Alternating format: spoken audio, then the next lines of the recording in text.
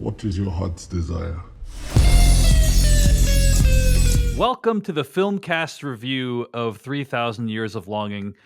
I'm David Chen, broadcasting with Devindra Hardware and Jeff Kanata. I'm going to read the plot summary of 3,000 Years of Longing from IMDb. A lonely scholar on a trip to Istanbul discovers a djinn who offers her 3 wishes in exchange for his freedom.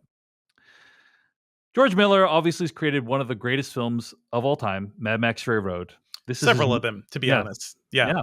This is his much anticipated follow-up. Happy feet. Yes.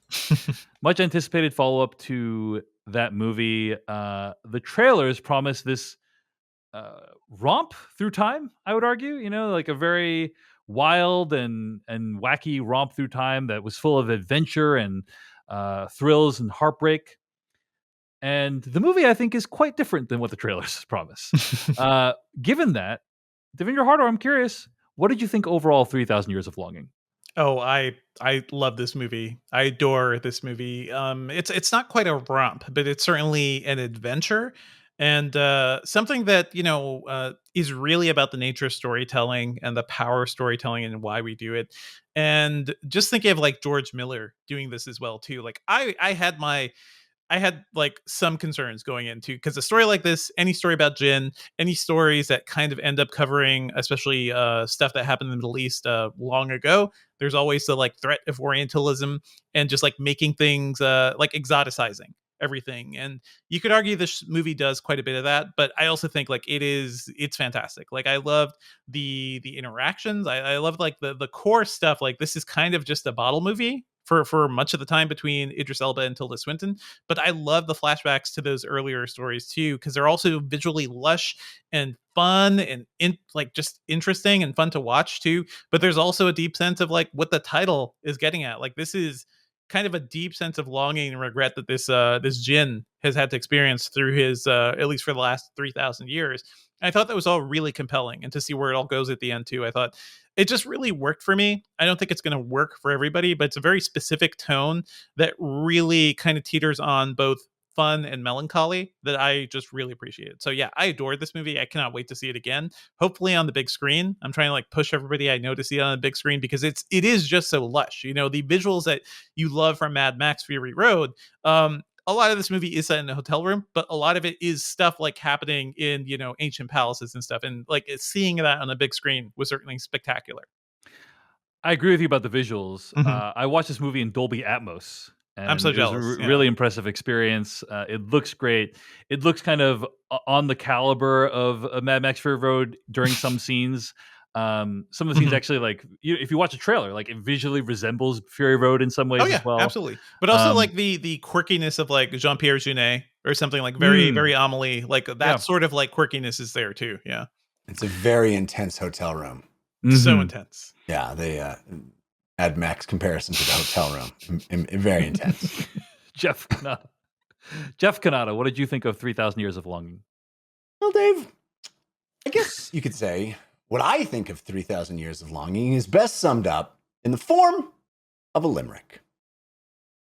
The visual and auditory production defies category, and though at first glance it involves some romance, it's more a love letter to story. Got it. Interesting meter there at the end there. Shouldn't it be, it's more a love letter to story? No, it shouldn't be like that. No. All right, Who's Jeff. the author of this limerick, dude? No. I liked this movie a lot. I did not enjoy where it ends. I did not like the third act. I don't think it sticks the landing. Yeah. But I love a good yarn, and this movie spins a yarn. I had just hung on every word. I mean, so much of this movie is just Idris Elba narrating a story, like telling me story time, even before you get the visuals of those scenes. Yeah. And it is, I mean, it's a great yarn. It's got wonderful sort of fairy tale aspect to it. These incredible locations and love stories and sweeping grand gestures of longing, of course.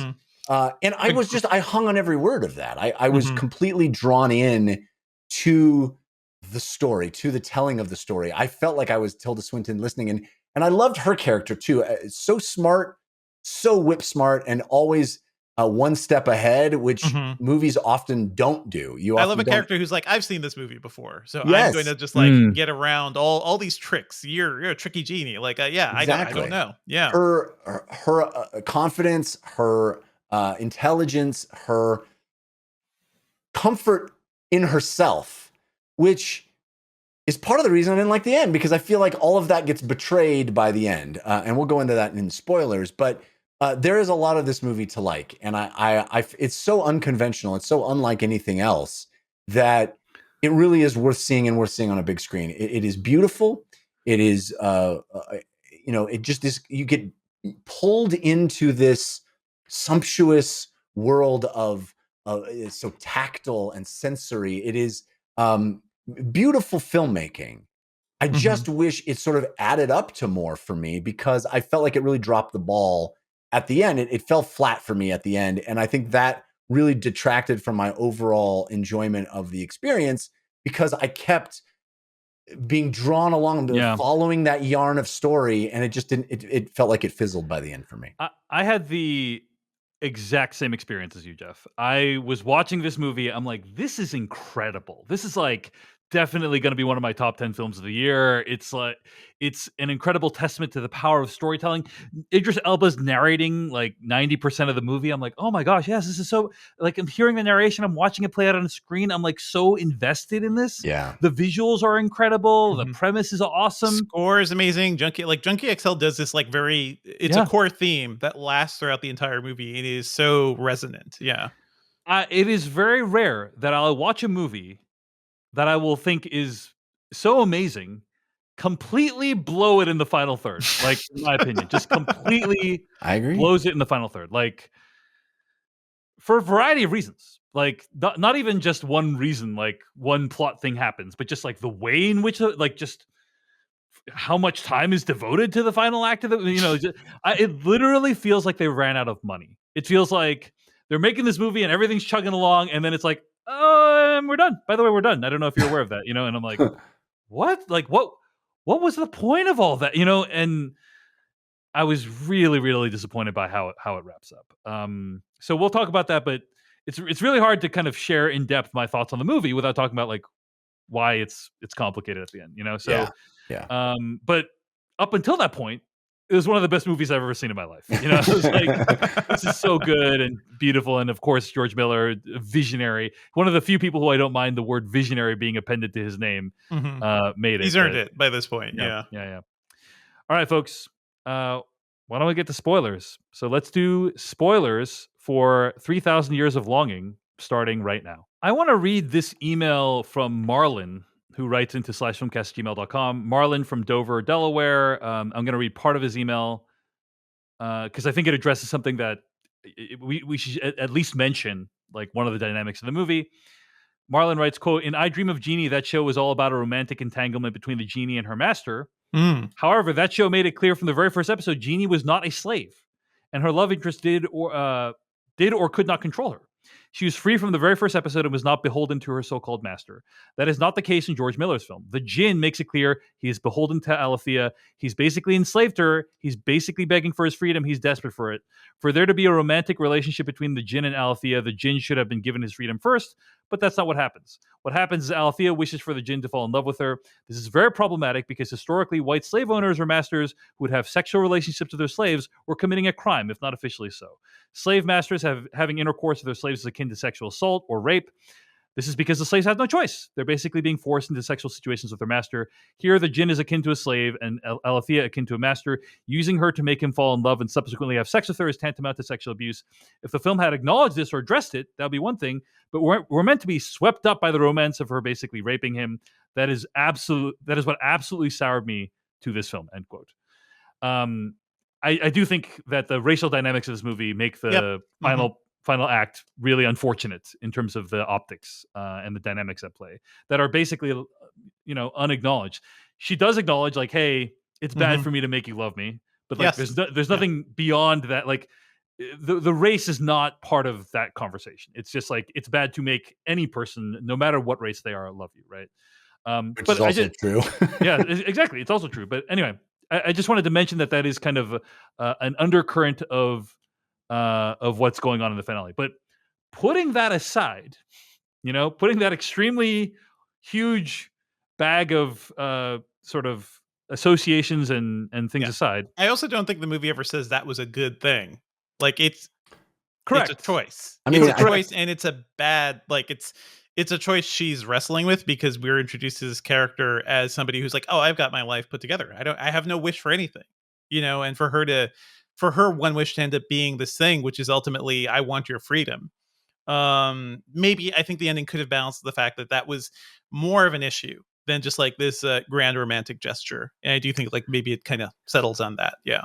Yeah. But at the very end of the movie, there's still kind of there's still a lot of love there, I think the takeaway is supposed to be that they have this transcendental relationship that is spans space time and is these two souls are united, and I did not feel that at all. Yeah, that could have been set up a lot better. Yeah, I mean, it felt like there needed to be another 30 minutes in this movie where of them living together and the relationship developing in some way. Instead, it feels like he basically gets there and then they decide, I think because of radio waves or whatever, like that's causing he's like electromagnetic or something, and like for a person for like him to be in the modern world where we're covered by this stuff, like it is wild that he goes to the Large Hadron Collider. Just like hangs out. I thought you would love that part, Devindra. He's going to like the Hadron Collider and like SETI, basically. Going to, it is very interesting. Yeah. Like he is so interested in technology too, because like I don't know, like in a sense he defines himself by that too. So his whole experience of that world was fascinating. But I agree. I feel like the ending needed more. I like a good sort of bittersweet ending too, because it's like, okay, eventually she kind of lets him go, although we never really see that fully, I think. But this sort of like bittersweet thing where like occasionally they can be together, except he can only take it for so long, and then she's gonna die, right? Like he's immortal, she's not. Like there is a lot more to mine there that this movie never really did. Yeah, and Devindra, to just respond to your point about like I agree the movie's not positioning it as she's doing a good thing. Yeah, but I don't think the movie fully grapples with how bad of a thing it is. She's doing. That's certainly an issue. So I agree the movie's not saying she's great for doing this, but it's not like theoretically what she's doing is also quite terrible, and the movie doesn't. That's not the tone of the movie. I think that's great. It's more like when I've seen some discussion about this movie, me like, oh yeah, this third act is problematic. Okay, what does that mean?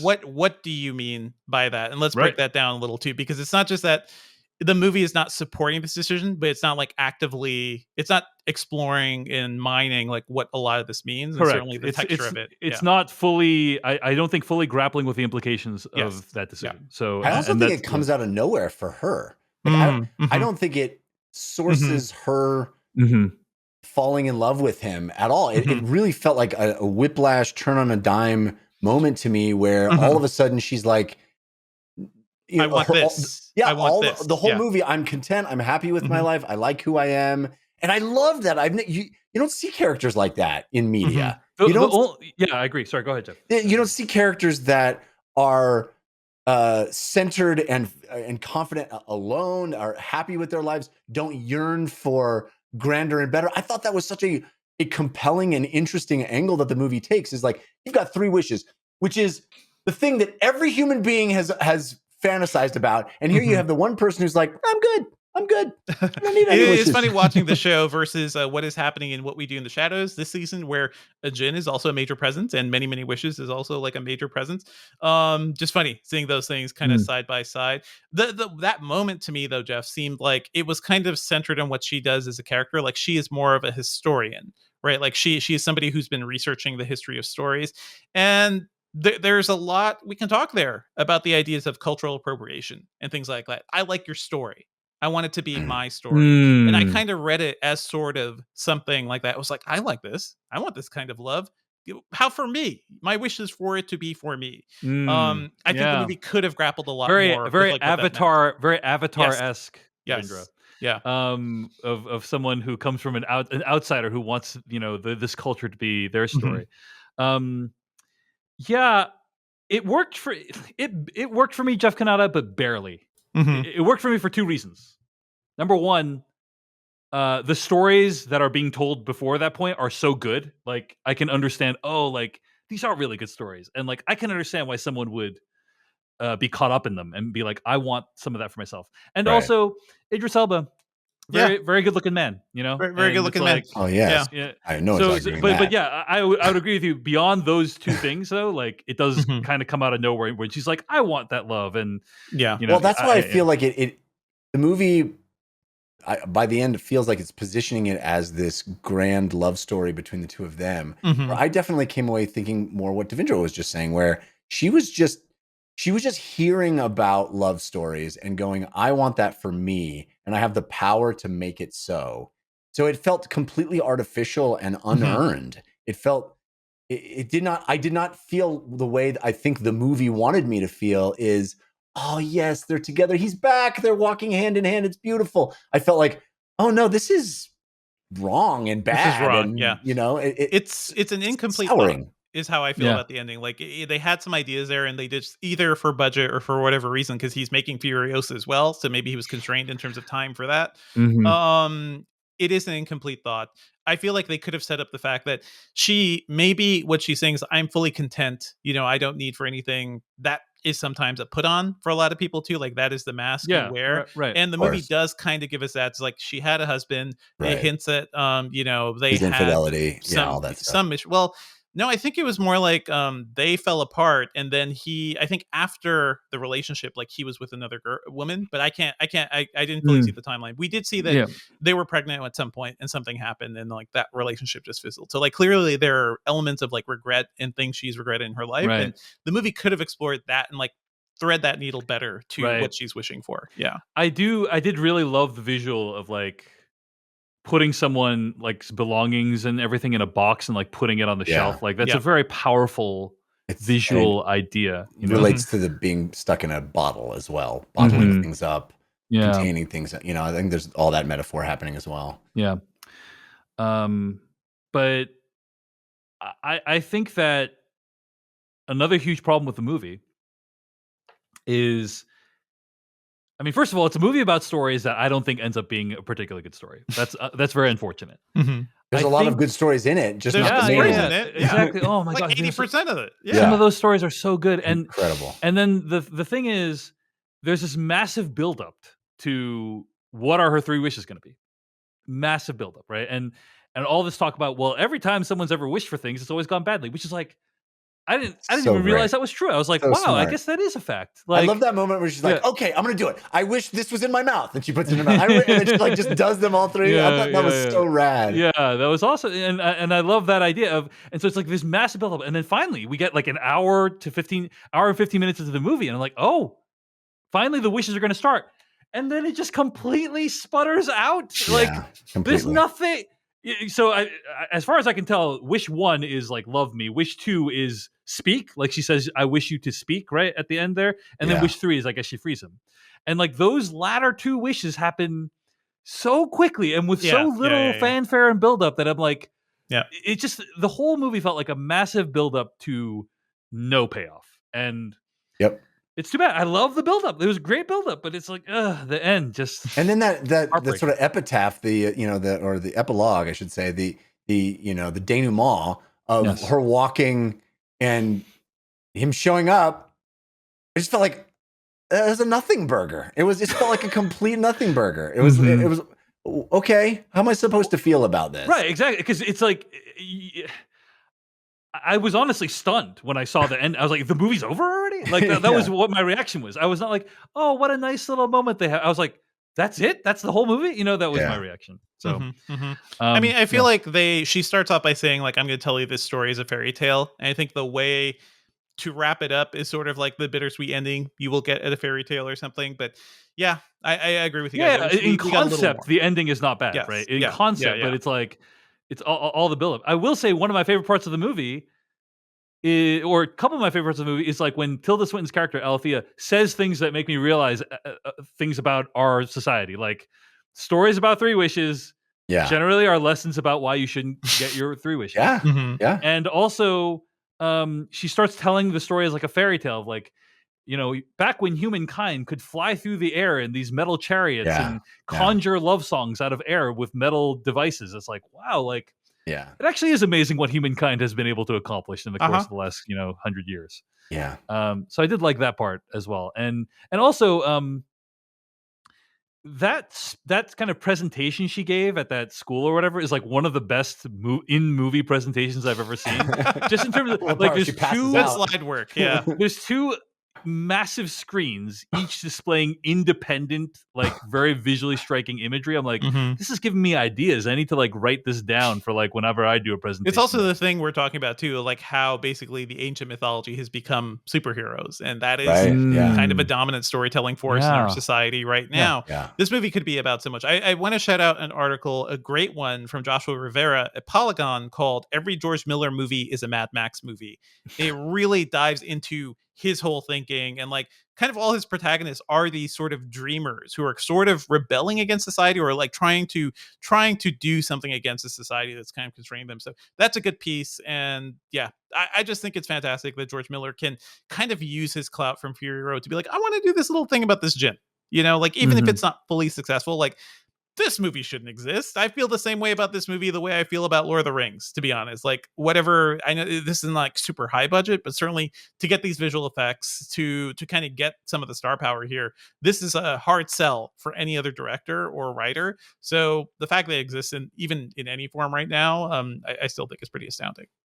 It is a really cool convention to have one character narrating what is this grand story, and have another character who is the smartest person in the world about story, commenting on it, indicting it at every turn, right? Just completely poking holes in it. That sequence where she's like, every story about wishes is a cautionary tale about not doing wishes, and he's like, oh no, let me tell you this one, and then she's like, you just told me a story where the theme is don't do the wish. She's like, if they hadn't done the wish, everybody would have been fine. I love it is attacking itself as it goes along, which is so much smarter. It feels like Socrates, the Socratic method is happening in the context of the movie, where it is challenging itself and poking holes in its own storytelling. I thought that was so cool. I did feel kind of head-faked. I loved all the stories, but I did feel kind of head-faked by that one with the prince who goes insane, right? Like, and the whole time it's like, I was able to reach the prince when he was a kid. But then he got involved with other things, and it was only until decades later, and then I'm waiting for the prince to like intersect with him again. Never happens. Yeah. So it's like, that is the sort of like, it's the time scale of that. It's like, it was like hundreds of years. He was like, I got this one spark of hope, and he's a dumbass. Unfortunately, my only hope is this guy who drove himself insane, and like, that's it. I'm stuck here for another couple hundred years. That sense of like, I definitely got the sense of like, I was stuck under that frickin' stone for another several hundred years until this total accident happened. So I think more as a story of it's really the story of the djinn and like his just the frustrations of his life, but also it's him always trying to want to like be free in a sense, but also like ending up falling for his subjects or his the people who end up commanding him. So there is something heartbreaking about that. Just the life that this being has led is kind of heartbreaking. And even right now, he's left with the last person he's had a connection with. He can't ever really be around. It's sad, his story. I wanted to love this movie. I was really close to loving it. Yeah. Just if it had a little bit more time to develop some of those themes in the last third, maybe deal with some of the more problematic elements, I would be a huge fan. But I'm not. In a year with stories that kind of feel like I think of something like Everything Everywhere All at Once has the same sort of sweeping, grand, trans-dimensional, trans-time feel to it. I felt like this could stand shoulder to shoulder with them, and it ultimately, I think, will be much more forgotten by me personally than those other movies. And it's unfortunate because it feels similarly ambitious and unconventional. And I wish it could be, next to those other movies in my thoughts, and it just instead of like a crowning achievement of George Miller's career, it's going to be like, oh, what an interesting footnote. Yeah, exactly. That he made this movie between the two Mad Max movies. So, but at the end of the day, it's still really impressive that George Miller and everyone who made this movie made a movie. Thank you so much for watching this video of the Filmcast. Check out these other videos that we have available, and be sure to hit like, subscribe, and hit that bell icon to get other videos from us in the future.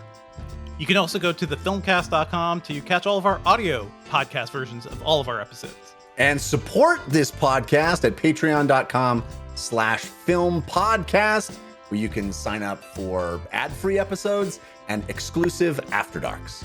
Thanks so much to everyone who makes the Filmcast possible.